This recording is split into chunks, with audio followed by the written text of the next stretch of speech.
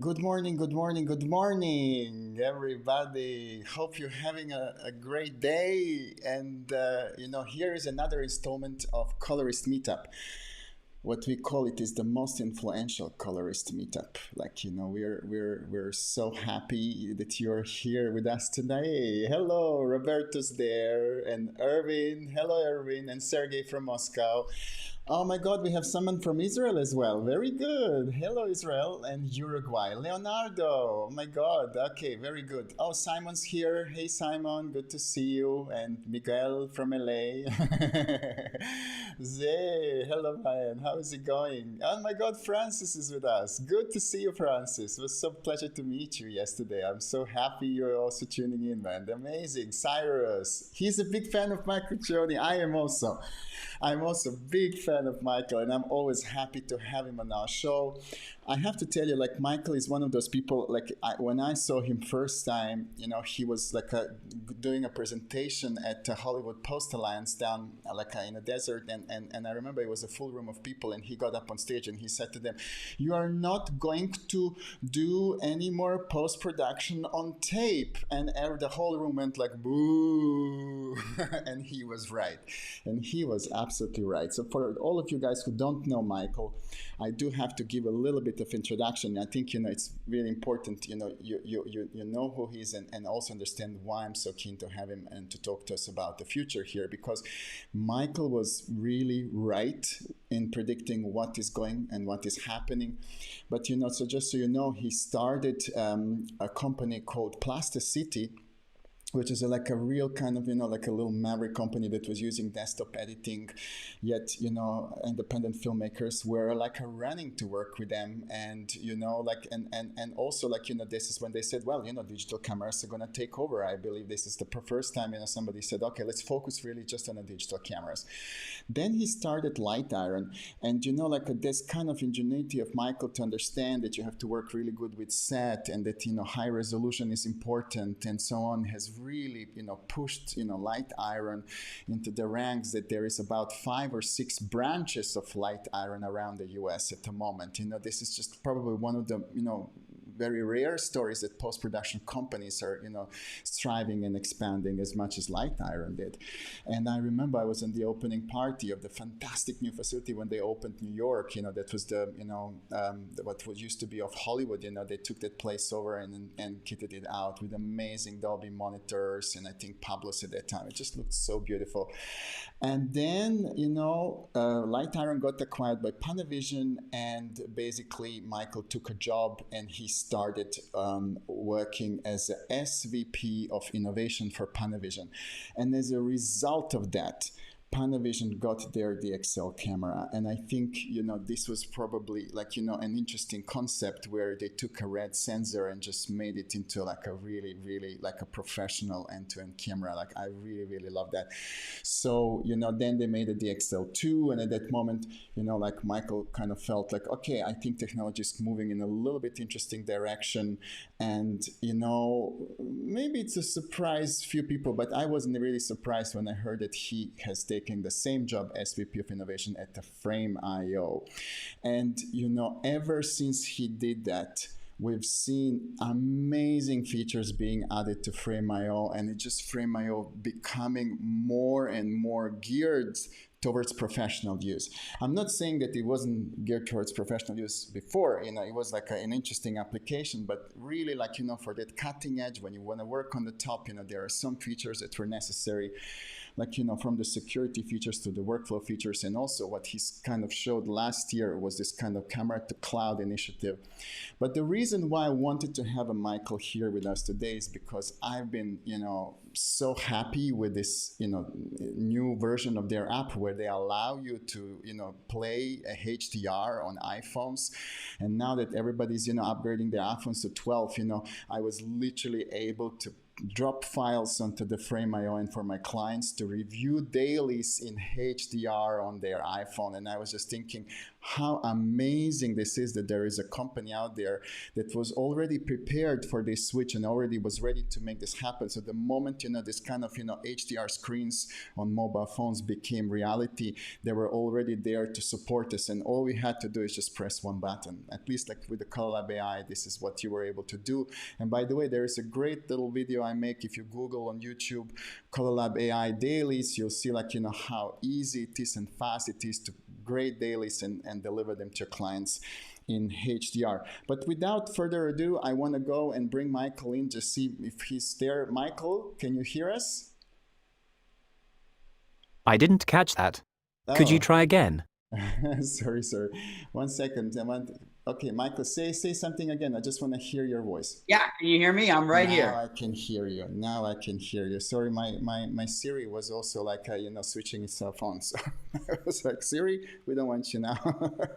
Oh. Michael, such a pleasure to have you here. We have lots of people here, that know you, and it's Jen from Atlanta's here, and look, there's people who are doing their education 001 with you.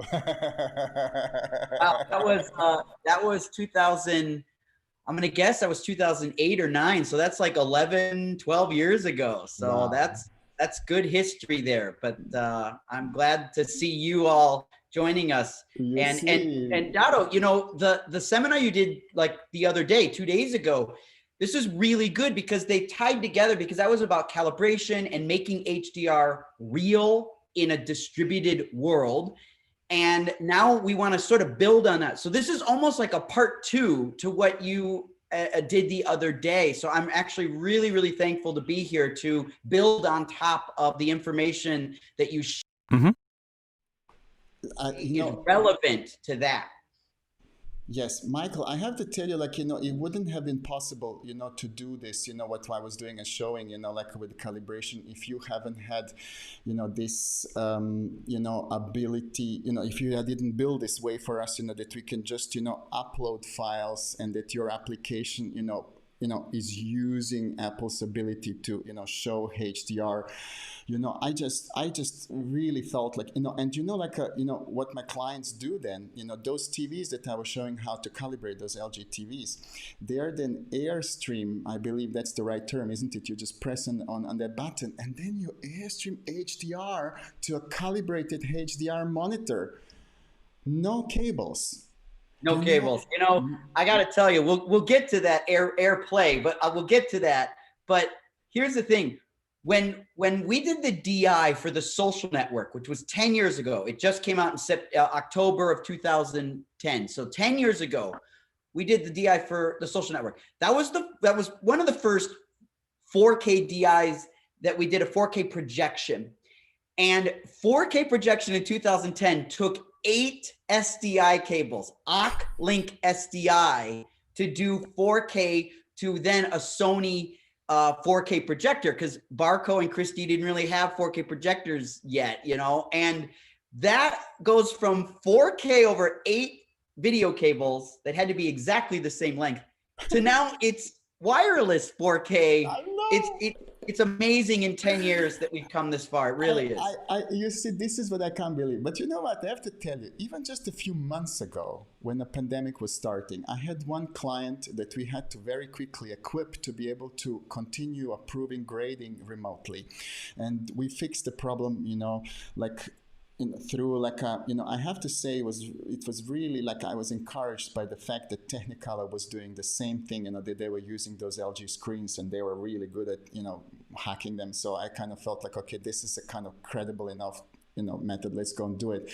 I checked with color scientists at Netflix and they were like, sure, if it's done properly, it's gonna work. So, but you know what? It took us 2 days just to set it up, because we had to get the box and we had to get something called Streambox converted. Then there was some problems with VPNs, with stuff with going on. Do you know what? The whole approval took 2-3 hours, right? And it took us 2 days to set it up. And after that, I said to myself, this is ridiculous. This is just, we haven't really fixed the problem. We have just got the problem in our hands. If it's going to take us 2 days to set someone up just to view something in HDR, we might as well forget about it. And you know what? I just did it 2 weeks ago. And you know what? It was 5-minute exercise. I just explained to the client, connect to your Wi-Fi, open your iPhone and press AirPlay. And we were working, we were running, right? And I was like, God, I thank you, Michael, Frameio, Apple, whoever, I don't care, everybody. This is just exactly how we want it to work. I don't want my clients to have to feel incapable of managing their own equipment. You understand? It just, sets really wrong tone if you start session with lots of technical issues. And I really, really, think what you guys did and how elegantly you integrated yourself into this kind of platform. It's amazing. But we're going to talk about it. Michael, I want to just kind of, ask you now, please, apart from talking about this kind of HDR, give us a little bit of your view, what you think is happening with the industry, where we're going, what's going on. Because, I'm sure everybody who's tuned in here is aware of your, vision that you have, and we would love to hear what you have planned and what is going on at the moment with you and Frameio. Sure. Well, again, thank you for letting me be here. If people want to contact me, there's the resources to do so on the screen. The answer is, you mentioned Plaster City. Plaster City was a company we started based on going to digital cinema. And when we said, we're going to be shooting digital, people hated it, but there was always a few people who loved the idea, right? And so that was what Plaster City was. When we went to Light Iron and we started that company, it was all about files. We wanted to say, get rid of tape, go to files and 4K. And a lot of people hated that, but a lot of people loved that. And we went to 4K and files, and that all started to happen. Then we went to Panavision and we said, we need to incorporate workflow into cameras, and the DXL camera and the tools around that were all about making a camera that makes dailies for you and manages color correction in a different way with wireless CDLs and wireless LUTs and things like that. And it became a workflow camera. And then about a year and a half ago, I started talking to the CEO of Frameio, Emery Wells, who I've known for many years. He owned Red Camera like number 30 or 40 or something like that. Actually, 30 was Jim Mathers, 31 was Dino Georgopoulos, so he must have been like 33, something like that. Anyway, I can't believe I remember their camera serial numbers, but I do. And so Emery started getting into this stuff, and he started Frameio in 2015. And the reason I switched to Frameio is because the next iteration of digital cinema is going to be completely virtualized, right? We're going to go fully into the cloud. And there's 3 main elements that are going to help us make that happen. And you're touching on one of them extremely well. AI is going to completely revolutionize and change and improve digital cinema technologies. 2 is going to be 5G. 5G is going to enable anyone anywhere in the world to be part of something. And then 3 is essentially the cloud itself. And 5G is your upload and download, and the cloud itself is the space, the place where everything's going to live. AI, 5G, and the cloud are going to be the next major revolution in how we do everything. And COVID essentially became an accelerator of those things. And so the time in which Richard Berger, and his team at Movie Labs, they actually wrote a paper. You might have heard of it. You should go to, you could Google Richard Berger and Movie Labs. You can download their white paper. They did an analysis in 2018 all about digital cinema in the year 2030. Well, everything that Richard and his team wrote, I agree with wholeheartedly. And most people start to see, okay, in 2030, we can see that happening. What happened with COVID is everything that Richard wrote in the Movie Labs white paper is actually going to happen by the year 2024. It's going to happen 6 years sooner than we thought it was initially going to happen, because everybody's been thrust into it. So if you really want to do a deep dive on what you can do to prepare yourself for the future and anticipate, that document is literally a publicly available business plan for anyone that wants to prepare to last and be relevant in the future of digital cinema over the next several years. You do not have to wait for 2030 for that to come around. Interesting, I just have somebody commented, this is just in time for moon landing. So, because I think we're going back 24, we should be back again. Oh my God, I love it. So Michael, tell us, what have you got for us today? What have you prepared? Well, let's start digging into here, and this is just setting up a baseline. This is very, very obvious stuff. Everyone here knows this, but just give me 10 seconds to say a baseline. We understand that SDR is like 6 to 7 stops. HDR TV is going to give us 13 to 14 stops, and then all these digital cameras, the professional cinema cameras, do 15 or 16 stops, which essentially means that cinema cameras already shoot in HDR. So you already are shooting HDR. Everybody pretty much knows that, but just in case someone listening doesn't understand, we have HDR in the photography, and we've had it for quite a long time. And HDR just allows us to pass that quality from the camera all the way to the end consumer. So that's our baseline. What we're going to talk about today, if you want to learn more just about HDR, this is actually a 1 hour, 50-minute analysis and just sort of a starter kit for how HDR works, all the terms and the processes that Aaron Kroger and I did about 2 years ago at the Camerimage Film Festival. This HDR analysis has something like 15,000 views, which is a lot when you think about the subject matter. I can't believe 15,000 people would care about HDR terminology, but for some reason they do. And so this can be a resource. And we actually did this presentation like a children's book, so that you can feel like here's the entry level, then a junior high or high school book, and then a master's degree. And we kind of take you through the different steps. And the children's book section is what you should share with your creative clients. The high school book is what you should share with your team, and the master's book is what you should be able to understand and know. And so those are the 3 layers of HDR so that you can digest it. So this is a good resource to check out if you want.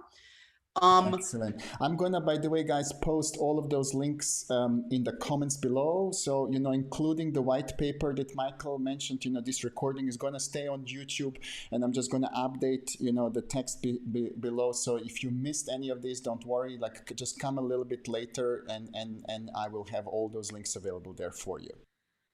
Thank you. That's great. So when it comes to HDR dailies, this is new. This is new. HDR dailies is not yet a thing, Dada. Like, people are just barely scratching the surface on this. It's almost like annoying. Like, oh, this guy's saying HDR dailies. Why is he doing that, right? But everything has to start somewhere. And it's about to start now. And colorists are one of the best resources to be the proponents, to be the wind at our back to make this possible. Because colorists and directors and DPs are like a tripod, right? They all sort of work together in this strong tripod. And often the cinematographer and the director lean on the colorist for advice about image quality and things like that. And so this is an opportunity to help solve that problem. So we're going to call this filling up before you hit the road. So I got this motif of like traveling, and my partner at Frameio, Megan Stanford, she helped create this. So here's something really interesting. I think you'll all appreciate this and understand this. HDR technology is driven in reverse. It's driven in reverse. Think about this. HDR, the way it comes out is it actually starts in exhibition. We have this exhibition process of HDR, and that has to come up. That's the idea of like fuel tanks. See, everyone wants to build cars. If Henry Ford made all these cars, it didn't matter if you couldn't put gas in it. You have to have fuel stations. You have to have a way to power the product, or else the product can't go anywhere. It just looks good. So this is where we started with exhibition. Then we worked our way back to delivering that. And so once we had exhibition, once there were televisions and ways to watch it, then we could deliver it that way. And only then can we get back to production where people do it. Today, think about this. If people see HDR, almost all of the people that see HDR are seeing it in the exhibition space. Only a few people are seeing it in the delivery space, and almost nobody sees it in production. This is actually ridiculous if you think about it, right? It's ridiculous. You would have imagined really that we would have had HDR in our production, and then we were waiting for that to appear in few people's homes. But actually, you're right. It went like people have TVs, and now we need to figure out how we're gonna see in production field what people are gonna see at home. It's really, really interesting. Actually, we never had that situation before. Funny enough. We haven't. And you just told the story where you were trying to set up HDR for a client, and it's like, why didn't we do that 5 years ago, right? Because we're doing it in reverse. It's this weird technology that is consumer driven. It is driven by the consumer electronics industry. Now, Hollywood sometimes doesn't like when the consumer electronics industry drives things, but that's just the way this is going because Hollywood doesn't make television. So it didn't really have a way to do it itself.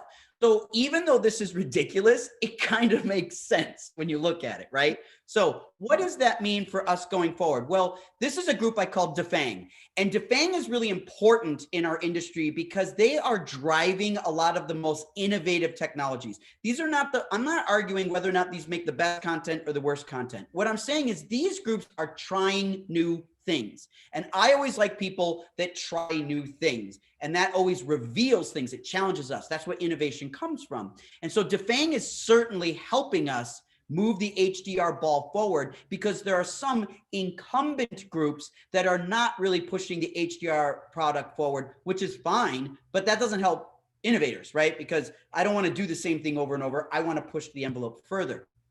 This is really interesting for everyone here. There's well over 100 million HDR TVs in the world. And what's really cool is you can see this year alone, 40 were sold. So you're adding every year. And so when you're seeing this many and you can predict there's going to be 60 million next year, this is an unstoppable force.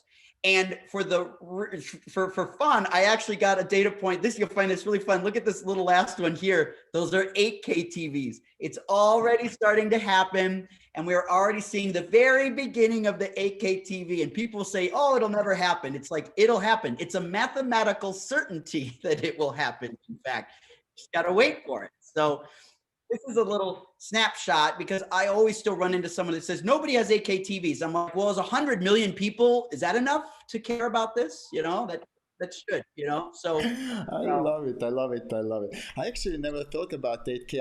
I was worried to talk about 8K because, you know, I'm like, you know, struggling to figure out all this HDR stuff and you now scare me. My God, there is another thing coming. The moment we figure out HDR, there's the next wave.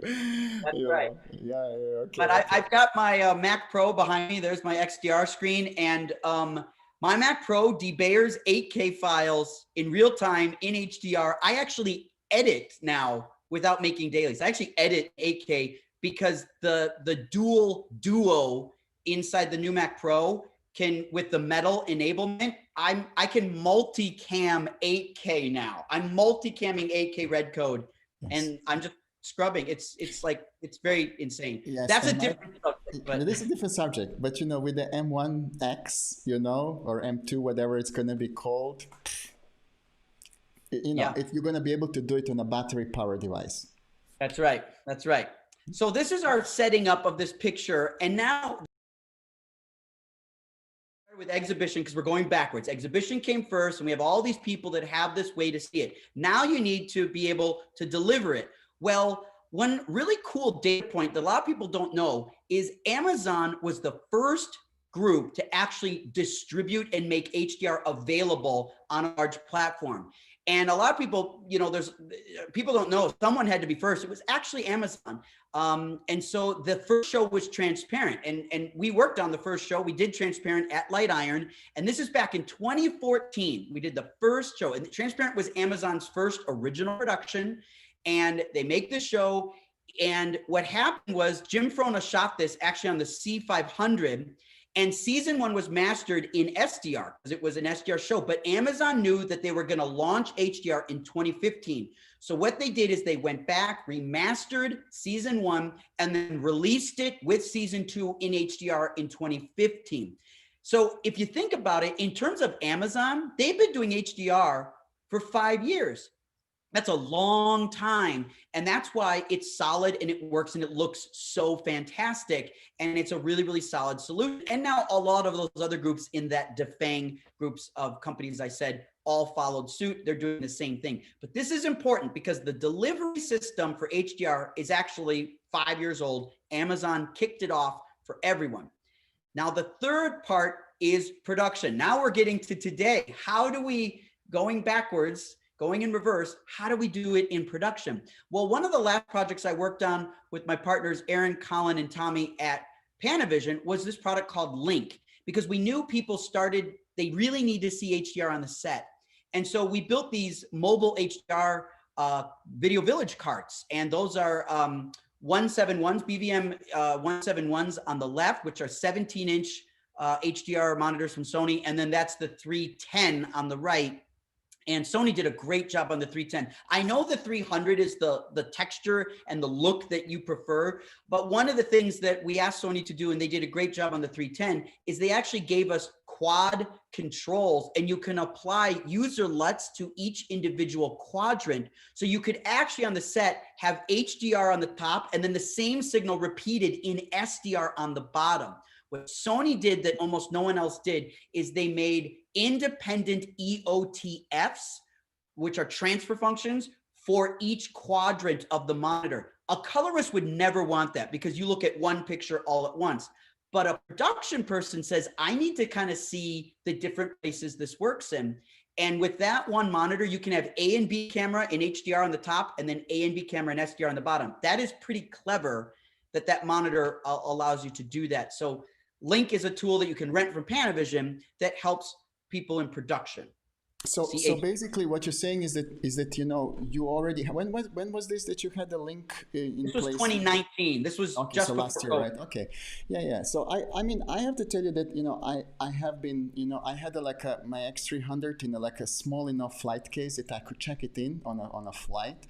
And, you know, that monitor, you know, probably earned enough air miles, you know, by now, because, you know, honestly, like, you don't know how many productions wanted me on set. And of course, you know, with the monitor, because DPs wanted to make sure that the HDR is going to look correct before they started to shoot, before they locked their you know, show LUT, because they knew, you know, they were happy. Once we kind of got everything sorted, we showed them the picture, they matched it with a light meter. And one thing which is really good about HDR, you can kind of create a link between measurement on a light meter and a nit value that people will have at home.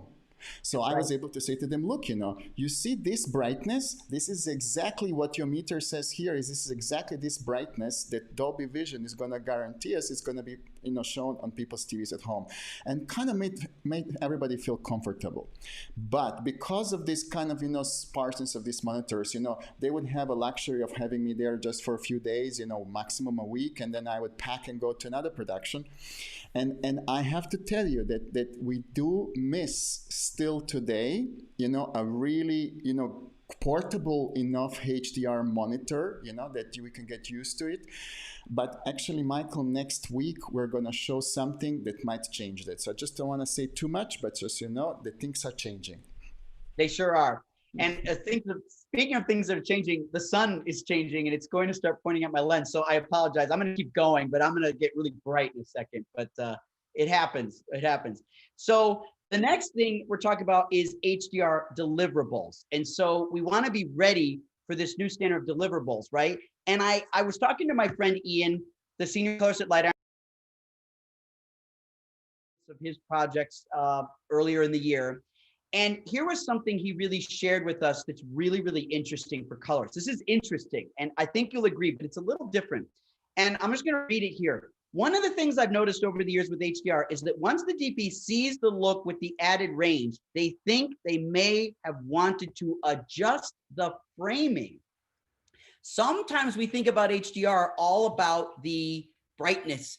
But of course, brightness attracts our eyes, and our eyes go where bright things are. And so what he says is the added levels on highlights and added saturation to highlights pulls the eye around the frame in different ways than when we had a small 5 to 6 stop SDR in front of us. That's an interesting phenomenon that sort of makes sense. And he's saying that he's having to do more reframing based on what the HDR is doing.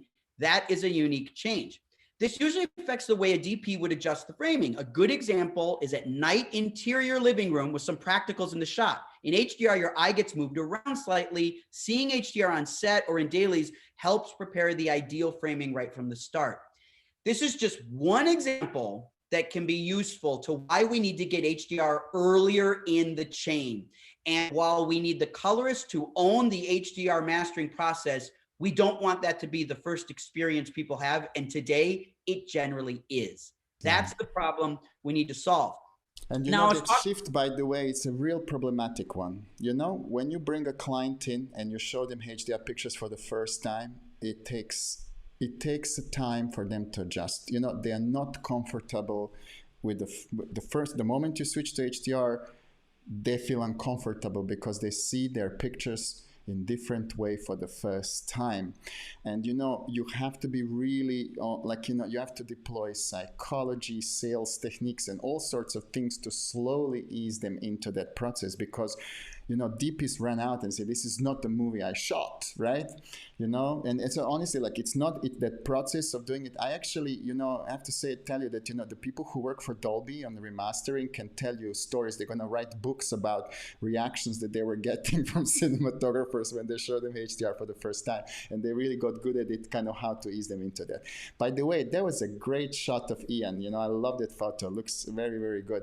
And for all of you guys, Ian did a Colorist meetup with us, and it was one of the most interesting meetups. You know, Ian he just graded a couple of projects, you know, with the interview with him about.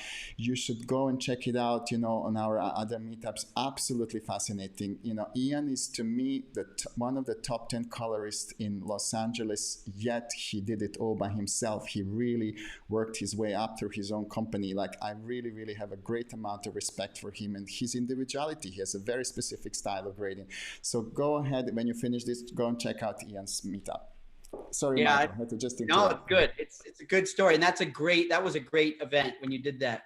So then I was talking, we've all seen, or hopefully you've been seeing Mank, and Mank is really, really exceptional. And if you need a good excuse to buy a CX, this is a good excuse to buy a CX, and then watch the meetup from Tuesday, calibrate your CX, and then watch Mank, because this is really special.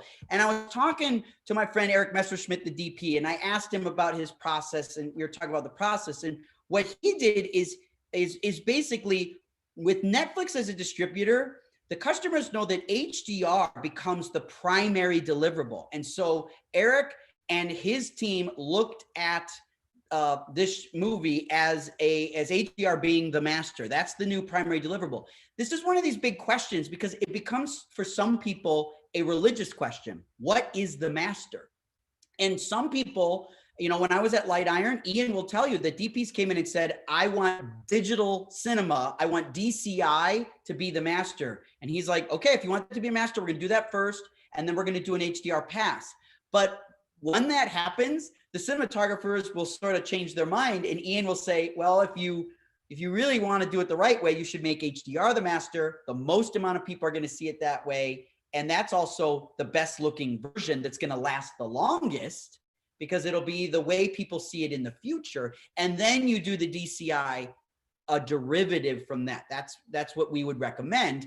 It's not perfect for everyone, but in the case of Mank, HDR was the master. What Eric did is he had the Canon 2411 on set, and he was monitoring in PQ the entire time they were shooting. Now, this is a very interesting approach because this movie is shot on a monochrome camera. It was not desaturated. This movie was not desaturated. There was no CFA. There's a color filter array goes in front of the CMOS sensor. That was removed, making the sensor black and white, because sensors are really black and white. And now you have a totally different way of contrast response going into the camera because there's no CFA influencing how that looks. That, and you can imagine how meticulous Mr. Fincher is. You're dealing with a situation where they knew it's all about tone. A black and white movie it's all about tone. And if you want to control the eye, you can't use color to do that anymore. So you're going to use tone and curves.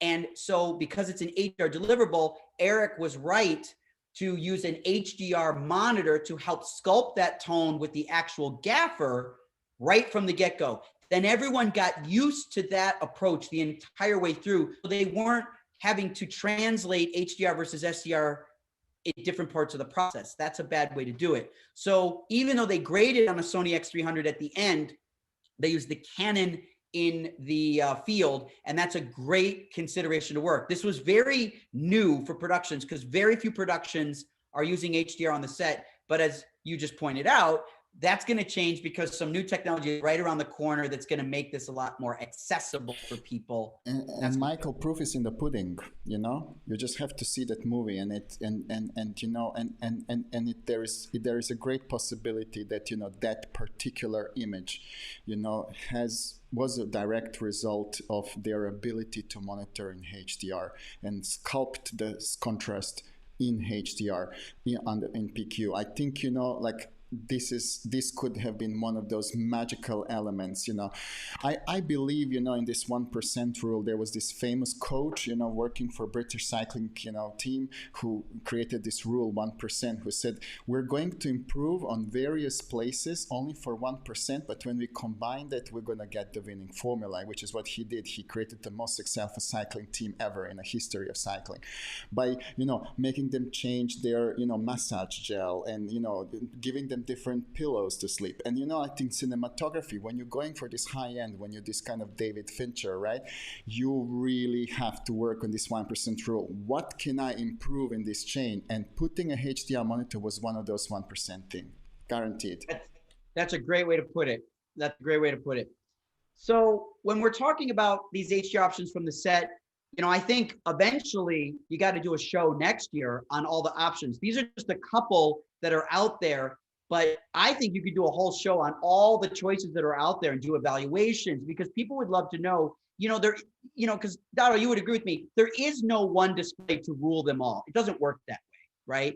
You have to know which one to put where and where it belongs. Remember, most people watching dailies, for example, are on the go, right? They're on the go, they're moving. When you're on the set, even a 2411 and a X300, those aren't ideal on the set. Those are fragile display devices, and having multiple of them, they're too heavy to hang on a C-stand. There's some problems with that, right? So, you know, there's great tools out there. Even Apple's XDR, when you hook it up with the Blackmagic SDI converter, that becomes something very interesting. So there are different.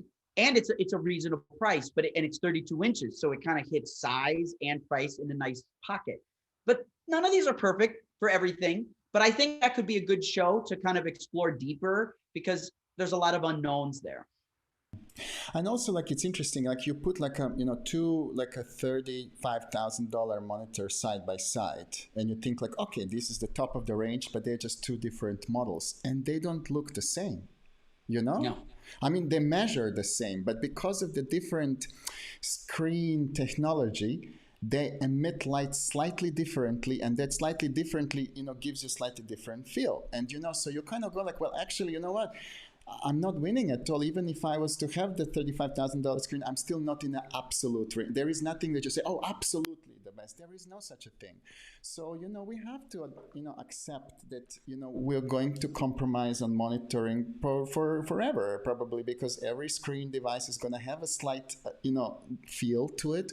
And that's, as long as we accept it and move on, you know, with our life, you know, it's not anymore CRT that we all have the same monitor, you know, we have to just move on and you know, focus on creative part. I think, you know, what I hate is when people get stuck up on these numbers and, you know, is it needs, is it not? Listen, just get accustomed to the monitor, learn how it works for you, make sure that you see the same as your client, that this is the most important thing, and start creating. The creation is what is at the end of the day important, not the net value of your monitor. You want to create an amazing piece and stop worrying about it. So I think really, like, you know, there is a constant fear. Is this monitor right? Is this working? Is it not? Who cares? You know, if it's good enough, you figured it out, you know what it works, carry on and start doing. In each one of these monitors that you just show here, at top of the game, use it, guys. You know, don't waste your time waiting for something, you know, to happen, you know, because it won't. There will never be an absolutely the best monitor ever coming. I don't think. Yeah, but now we have choices. 5 years ago when we did transparent, 6 years ago we did transparent, we didn't have choices. There was, you search HDR monitor on B&H, nothing came up, right? And now we have choices, and that's what's exciting about this.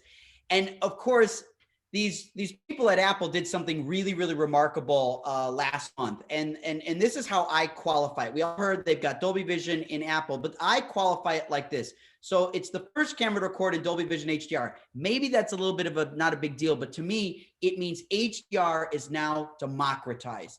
Once you put HDR in a video format and you put the word Dolby Vision in the consumer space, it's no longer a professional phrase, which is what it was up until very recently. It's now the consumer space. And that means we as filmmakers have an obligation to deliver the quality that now the consumer is being taught by the consumer electronics industry. This is what high quality means. That's new.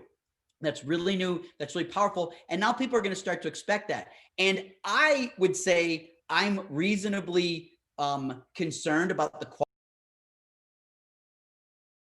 If you have an iPhone 12, it is amazing. The HDR video recording and the screen is out of control. I can't believe it's as good as it is. So it's not a trivial thing. It truly is high dynamic range in a phone, and the screen is really, really powerful.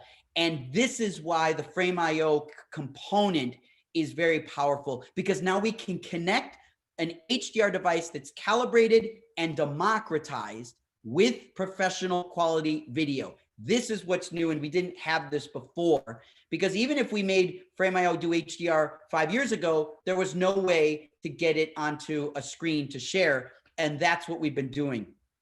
Now, one of the ways we're doing that, and this is really important for one of the important elements of Frameio and professionals, we are trying to improve the file quality and the compatibility of your files. So if you've been dealing with the internet, 99% of what you do on the internet has been H.264. It's been 8-bit, it's been compressed, it's subject to things like macro blocking, or people use the word pixelization and things like that, right?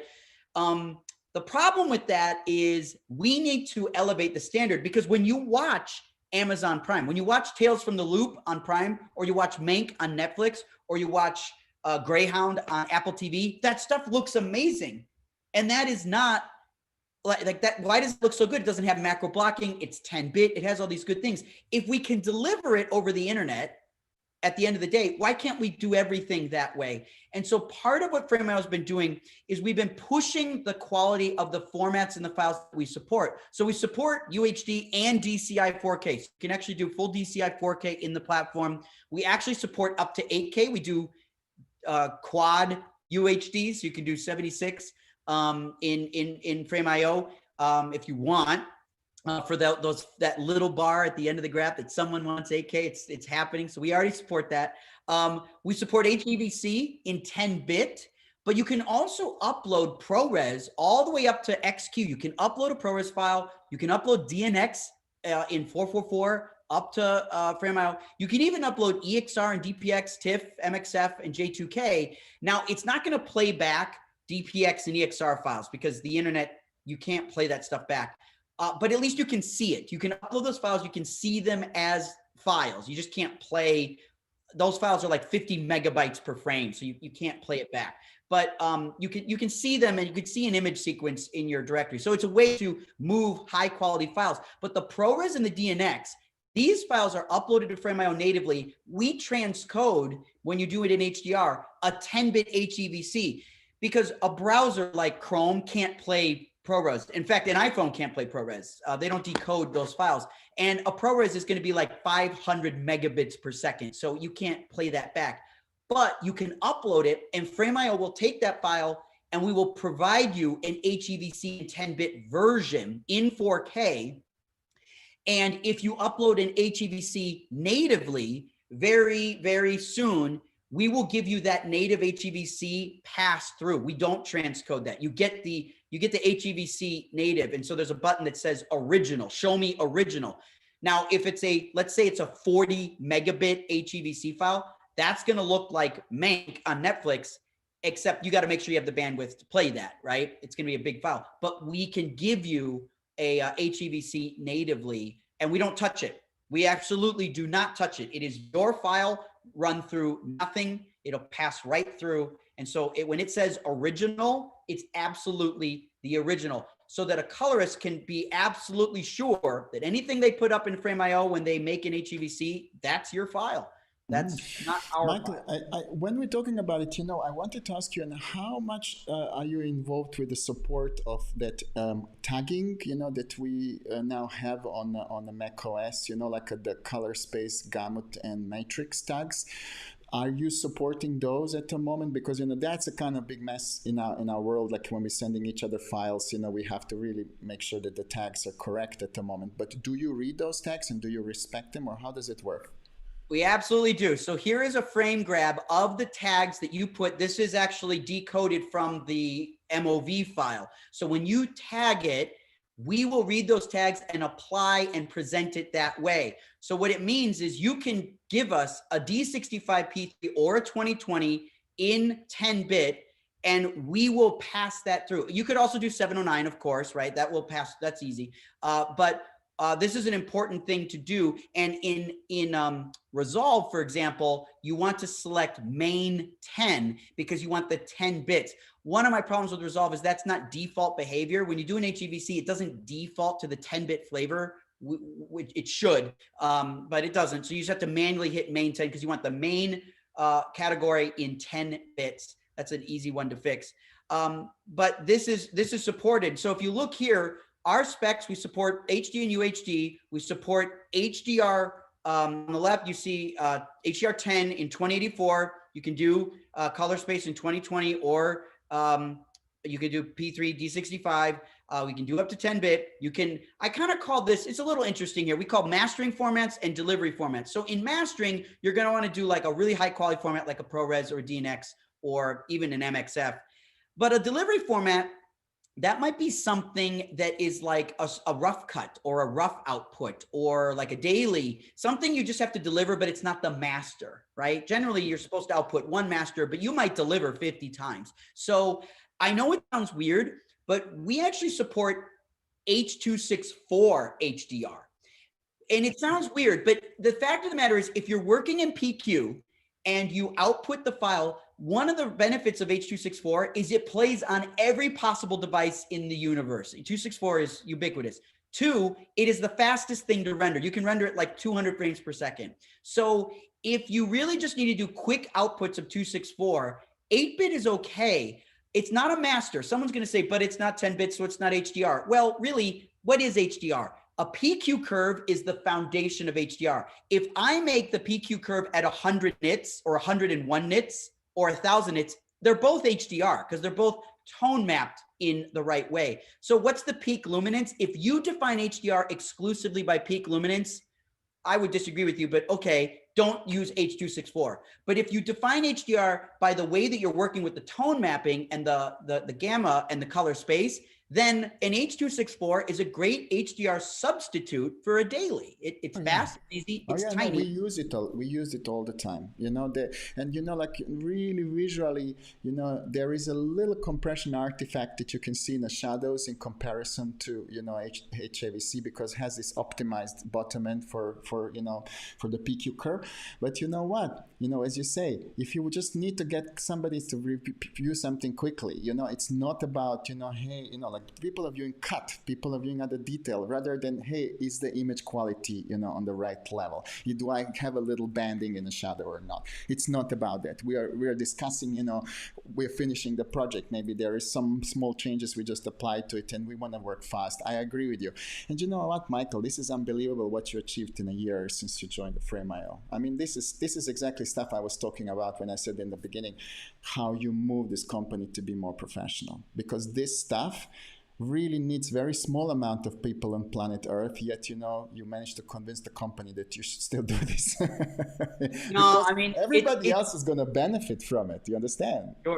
Sure. No, you're right. But I got to say, this is easy to convince Frameio because Frameio's engineering team is so good. And we have a customer insights team that knows how to talk to the customers and get that feedback. We read every single note, positive or negative. I'm telling you, if you write a note to Frameio in the support documentation and the support pages, it will get into Slack and the whole company reads it.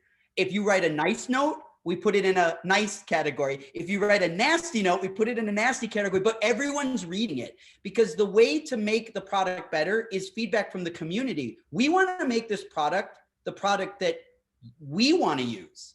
And we can only get there if everyone wants to use it, you know, and makes it better together. So this isn't me, Dado. This is a whole company behind these important initiatives for pros, and eventually it'll work for everyone.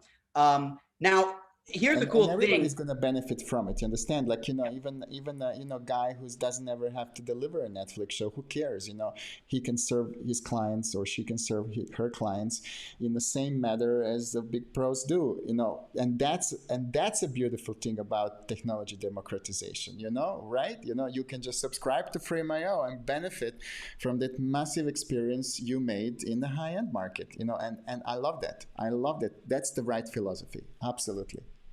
Well, this is what we try to do, is make it easy. And you mentioned, like, how fast can we do this stuff? Well, when you upload an HDR encoded file with those proper tags, we badge it as HDR. If you're depending on your level of being a customer, if you're at the highest end level, you can get that in 10-bit. And if you're at a lower level, you get the HDR, but it's in 8-bit. So there's a difference in the quality we present that, but it's negligible, and you can still upload an HEVC file even if you don't have the enterprise level account, but we still support it. So HDR is free for Frameio users. If you're a user, you have HDR support. You don't have to pay extra for that. So that's important. But the other thing is, these products here, these are really, really well suited to use it, because you can do that AirPlay you were talking about. And the cool thing about AirPlay is, if you consider the phone too small, or even the iPad too small, if you have the calibrated, LG is great, the CX is amazing, I have a C9 right next to me here, you can AirPlay the 4K material up to 60 frames per second, and it's really exceptional. And the reason I really like AirPlaying is because Frameio still lets you make all your comments on your device. So you're holding the device, making the comments based on the time code, but you're playing the image up on the screen. So it's a very interactive experience. It's very productive. You hit enter, and then it'll resume playing the video. And it all is using both devices, the screen and your phone or iPad, at the same time. So it's really great for your customers, Dado, to be able to make their notes while viewing it on a calibrated display that's large. It's more like the ultimate end experience, right? So AirPlay is big. Now, what's important about this is also that, you know, the iPhone 12 and the iPad, people can get those. But how do these actually measure up? How good do these actually look? And, you know, we've talked about having monitors like this to be able to show the full experience. Okay, well, how do these look? This is a really busy slide. I'm sorry for the word vomit on the screen, but this is really helpful, I hope. This is a picture of all of the Apple devices that have HDR compatibility in different flavors. So if you look on the left, you'll see all the different displays. This goes back like 5 years of products. So basically everyone on the iOS platform has one of these devices. Then if you go to the contrast column, this is really amazing. The iPhone 11 and iPhone 12 have a 2 million to 1 contrast ratio. These specs are from Apple, but people have checked them on this stuff, but they have the most incredible contrast ratio on the 11 and 12. And if you look, the iPad, people love the iPad because it's calibrated and it's big, but the contrast ratio is actually not that significant. It's actually a pretty average contrast ratio because it's such a big wafer. So they have to light up a lot of pixels. And because of that, there's a lot of limitations on how black it can get. And that impacts the contrast ratio. And they're not considered super retina. The super retina is what Apple's moving to all their products towards. I think eventually we'll have super retina on a 9-inch or 13-inch iPad. That'll be great. Today, if you really want the best contrast ratio experience, you've got to go to the phone and AirPlay it, or use the iPad and AirPlay that. That's the best experience. Sometimes people say, I can't believe this guy's saying, look at these files on a phone. Don't knock it till you try it. I'm telling you, what I watch on the phone is such an incredible experience that I hold it 12 inches from my face, I'm not feeling like it's really tiny. I don't feel that. Now that's me. But I have a C9 right here, and I sit on a couch right there, and I watch my phone in HDR all the time. And it's not because I'm lazy. It's not because I'm lazy. I like the experience. I know. It just, you know what? The thing is, because you can bring it so close to your face, and when you kind of focus, you can the 3D factor, like it almost you get, because of that very good contrast, such a depth effect. And then when you look at the screen, like the big screen, it doesn't feel as rounded, and like I feel that iPhone gives me almost like a really good sensation of depth, like in an image that I haven't had on a good X300. I get it, right? But like this is one thing that I feel like it's so good when you can watch it on an iPhone like that, and I would say to everyone, hey, it doesn't matter, like you should always check your work before it goes out on that device, almost like as a little safety measure, just kind of see what it looks like. It's on that, because many people have it, it's likely that they will watch it on it. Audience loves to watch things, not maybe if we say professionals don't watch it on the phone. Listen, people sit at home and watch things on phone. It's normal. So I would always say to every colorist, listen, do another approval process just for yourself, where you watch your work one more time on an iPhone before it goes out.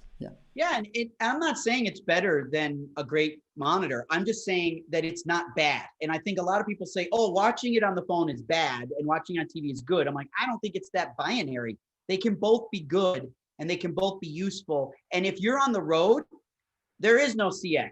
So the phone is all you've got. And so you don't want the client to not review something because they don't have access to a CX, because that holds up the whole workflow. So this is a solution. So this helps you, if you take a picture of this slide, this is on our support page. I'll show you that link. But this helps you help a customer know what they should rely on and what their specs actually are. Now this document is actually also really fun. On the top, these are all different tools that you use to make different outputs. On the left, these are the codecs and the wrappers that you output. And the purple checks are all the files that Frameio supports in HDR. In other words, we support a lot of different flavors that you can experiment with across the tools that you like to use in order to get HDR to work in Frameio. We don't just make it work one way. That's no fun. Nobody likes that. So you can get very experimental with render speeds, compatibility, optimization, quality. You can change these things and see what works for you. All of these are supported in 10-bit HDR or 8-bit if it's the appropriate output. You can see Resolve has the most checks. Resolve has a lot of choices for HDR support. So for the people on this call, Resolve and Baselight and Daylight right there, these are solutions that have a lot of choices, but you can do it in the Adobe products. Even Avid allows us to do this as well. So this is a handy reference guide for how you can make outputs. And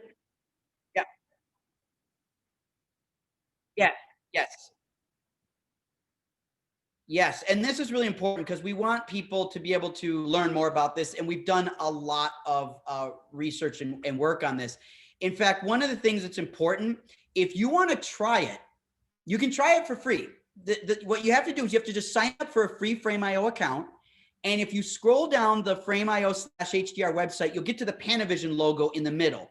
And right here is a little button. Now you'd have to do this on your phone or your iPad, but you should do this on if you have an iPhone 11 Pro or Max or an iPhone 12 Pro or Max, this is the best experience. It's really cool. You click on that link, it will launch Frameio and bring you to the Panavision DXL reel, which was mastered in PQ 1000 nits, and it will play it on the iPhone in 1000 nits. It's pretty awesome. You got to turn the brightness all the way up. I did it yesterday, Michael. I did it yesterday, and I had to go and call my wife, like, hey, come watch this. And it's a beautiful material, by the way. I must say, this is not just a demo reel. It's a beautifully shot, cut, graded piece of almost art. I have to tell you, this is just such a and guys, I'm gonna put you the link in the notes as well, like below, so you're gonna get this link. It is really like it's a wonderful technically and artistically executed piece of footage. I really love it. Was this all shot on a DXL camera, right? Or how did it? Yeah, this was the very first DXL footage, and when we were releasing the DXL, this is back in 2016. This idea of shooting 8K basically pissed a whole bunch of people off. Like everybody hated this idea, right? And we said, people think more resolution makes things sharper. It doesn't. It makes things smoother. It actually smooths things because there's less contrast, right? When you have fewer pixels, the difference between pixels 1, 2, 3, and 4, there's more contrast because there's less difference because there's fewer pixels. When you have 4 pixels and you make it 8 or 16 or 32, now that difference can be smoother, which actually creates the rounding effect and lowers contrast. I used to have a slide that had, I said, I'm going to show you the sharpest picture in the world. It's half of the slide is black and half of the side is white. I'm like, this is the sharpest image you can possibly see. 1 black pixel, 1 white pixel. That's it, right? Totally binary. Yeah, there is a mathematical formula called Fourier transformation that explains that effect. It's called, the frequency transformation, which we have with lenses as well.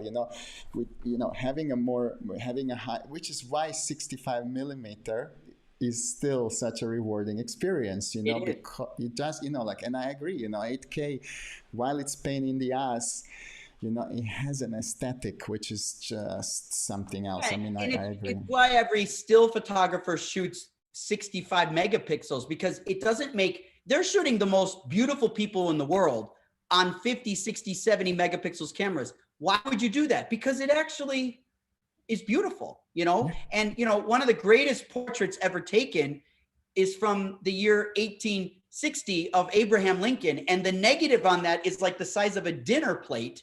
And it's so gorgeous because it's so beautiful, because it's actually extremely high resolution. Ansel Adams shot super high resolution images if you converted it to digital. And people just have a concern that digital is going to look sharper. Lenses create sharpness, but pixels actually don't create sharpness. Pixels by themselves, fewer pixels create contrast, and we perceive contrast as sharpness. But it actually isn't sharpness. We perceive it. And if you have more pixels, you can make things lower contrast, which is what people often want. So anyway, Dado, this is a reel that I directed. I actually composed the music for this because it was very custom music. And my friends and some friends at Panavision, we shot all this together to basically demonstrate to the world that 8K doesn't have to look bad. It can look good. And this was also large format. This is a 46 millimeter sensor, and people hadn't really had a lot of exposure to large sensors because most of the world was shooting Super 35. So this helps people see what large apertures look like, what anamorphic in large format 46 millimeter can do. This was all sort of very new in 2016. It was pretty new. And I just think I appreciate your compliments on the beauty of it. We just thought it was a good example to represent HDR, and Frameio needed an HDR example, and I happen to have a copy of this, and I asked Panavision, can we use it? It was a good call. Okay, so what we've got here is, sign up for a free Frameio account, click on that button, but there's another button here you mentioned, Dado, which is, you want to learn more. And so there's a button for seeing other supported devices and what other things we support. What we've done at Frameio is we actually built under support.frame.io, there's a button for HDR, and we put in there like 15 articles. I'm actually going to take a moment real quick, and I'm just going to tab over to it. This is the HDR support page. Hopefully you can see this. This is going to talk about how to access it, how to learn about HDR, how to make your own files. Let's click on that. If we go to how to make files, this will take you through all the basics, but it will go through each device. So if you have Resolve, we take you through all of the Resolve settings to make an HDR file. We give you all the answers there, so you can just try that out and give you a pro tip. If you are using Baselight, here's all the settings. We go through the process, take you through how to do that. Flame. If you're using Flame is in here, all the settings, Avid, we go through Premiere, Final Cut, it's all in here. This is just a whole resource so that everyone, no one has to like figure it out on your own. We want to help you do that. I told you the compatible formats that we showed, that's all here. You can share this and take a look at that and know the compatible formats that work there. Beautiful. How to view files, calibration, you know, your stuff. We have calibration help in here. So all of this is designed to help you figure out what you need to do there. So that's and it saves you basically time, because I think once you do it once and you save yourself a preset, you know, you're done. You don't have to think about it anymore. You know, it's just a kind of, you know, that first, you know, time you do it, you need to, you know, go through a little detail of setting up everything, and then, you know, just save it as a preset. Every application gives you option to, you know, save your export presets, and from then on you have a Frameio HDR setting and you just, you know, knock it out. And I think that's an absolutely, like, Michael, this is looking wonderful. But, you know, I've been just following a little bit the chat, and people are wondering, like, you know, just to explain to us, so to have what kind of level of accounts we have in Frameio one more time, because, you know, so you start with a free account, just upload a few clips to test it out, and then what's the next level? A team account where you have a lot of collaborators working together, sort of individual, team, and then eventually you work your way up to enterprise, where you're like a whole company using it. And enterprise has additional features such as dynamic watermarking, things that most individuals may not need dynamic watermarking. You can watermark in the team account, but you can have each individual has their own watermark in the enterprise account. So there's some differences there. And if you go to the website, it'll show you sort of the breakdown of the differences. But one of the things, but to start doing this whole HDR thing, you know, I need a minimum team account. Is this the free account will give you HDR? Oh yeah. Okay. Good. Yeah. Very good. Yep. Okay. Yeah. You just won't get it in 10-bit. You'll get an 8-bit version. You can upload a 10-bit file, but you don't have. It doesn't support H.265 10-bit. 10-bit it's streaming. Going to knock it down. And the 10-bit needs to be enterprise account only. That's right.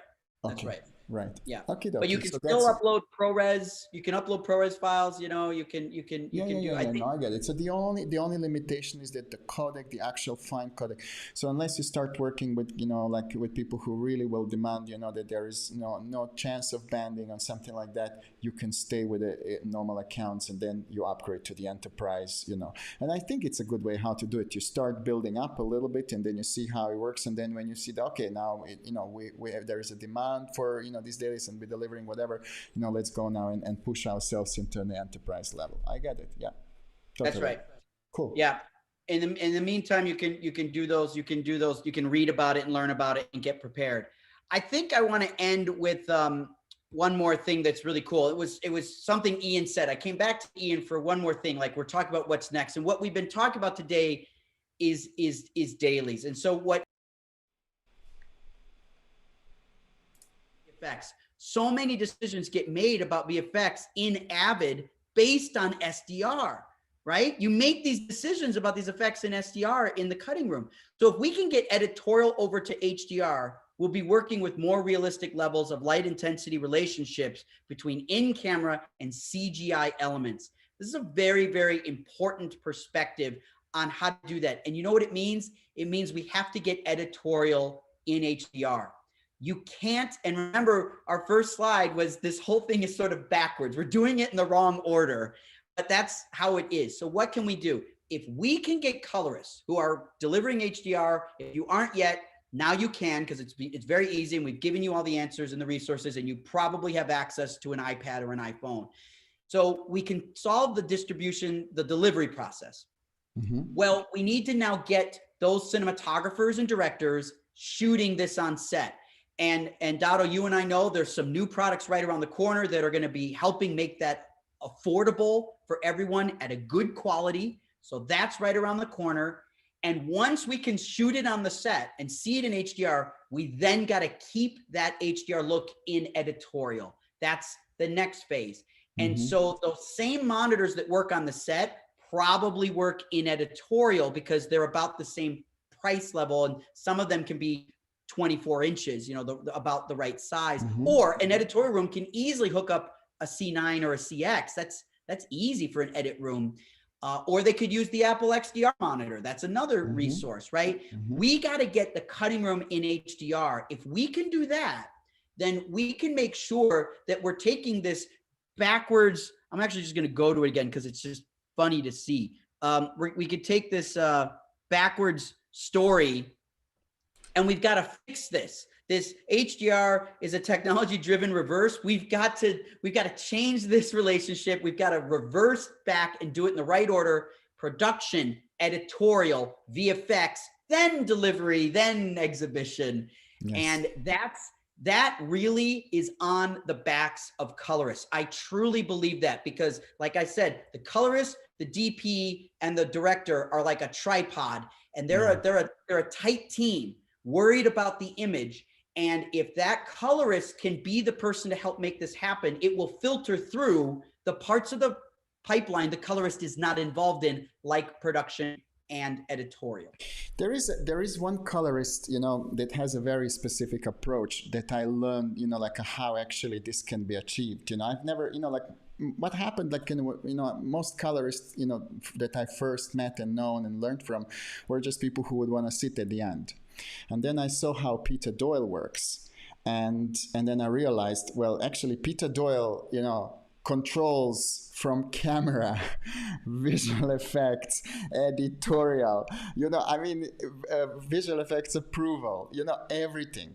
And then what? He comes to do the final grade and it takes him 2 days, because everything was already done. And I really felt like if anybody, has created the power for colorists to be able to move things and adjust things, was him. Like, he definitely doesn't work like other colorists where he just kind of waits for everything to be finished and things to fall into his lap. He's involved on a project from day one till the end. And he's a really, really remarkable person in that respect. And I would kind of, encourage colorists to, start looking at their job a little bit more in that way. You are not just the finisher. You have to advise productions on the best possible workflow and way how to get things working. And interestingly, you say editorial working in HDR. I just spoke to Francis yesterday, who's a product manager for Premiere, who told me, hey, we integrated, OTIO, the basically the color management into Premiere now. So you can now really work scene referred in Premiere, and you can output HDR from a Premiere, which was to me was a great news, because I was like, what? This is exactly, how we can get, editors to see on their desktop SDR GUI and SDR image, yet be able to output a HDR image to their, whatever TVs or whatever we decide to give them for it as an HDR monitor, and so be able to actually work with the director in a way that they also can approve all the jobs and work everything in HDR. All you needed is just to put a little color management feature inside. I haven't really been, up to date with what exactly is happening with Avid, but I have had clients in the past who needed it, and I was making them LUTs, that you can just load in Avid, and we were able to output both HDR and SDR simultaneously out of Avid as well. So it can be done. I think it just takes a little bit effort, a little bit convincing, and enough courage, I think, for colorists to say, hey, I think, we should make this move. I think and I know how to do this. I think this is also a second step, figure it out how to do it in the best way. I agree. Courage is a big word. That's absolutely right. It does take courage to do all these things, to talk about any of these new things. It does take courage, and you're exposing yourself. You're putting yourself at risk when you try something new. But that's the type of stuff that I think people, part of this group specifically, are into. That you wouldn't be here if you weren't interested in trying new things. You wouldn't be tuning in. This is the right group for that. I always used to say this is a small group, but very special, because people who work here, they are the people who change trends and make things happen. They are really the ones who decide. And, and the fact that we are so international is also wonderful, because change is not just happening in centers like LA, New York, or London. People from all over the world are following these shows, and they're basically, making those changes at home. So I really, really think, that this is going to be hopefully, just a small incubator for this kind of next step that we're going to have to make in post-production. Absolutely. Yeah. So we were super busy in chat. You know, people loved the whole monitoring story, by the way, and everything. You know, I think, you know, I have to say, like, it was as busy in the chat as ever. I love it. You know, and thanks all Are there guys for any that contributing. stand out? Are there any questions that we can hit before we No, go? actually, you know, they're all thanking you now so far. You know, there was this question about, you know, what account we needed to have. We covered it already. You know, hey, you know, everybody's thanking you. Say thank you, and you know, and you know, I really, really hope, Michael, that you know we're gonna, you know, see more amazing stuff coming from you. I think, you know, that it just feels so good that when things fall into place like it did just now with your HDR support. I have to tell you that it was just a kind of, you know, it's a wonderful moment when you realize, hey, you know, things have just fallen into place. You know, somebody has preempted this situation.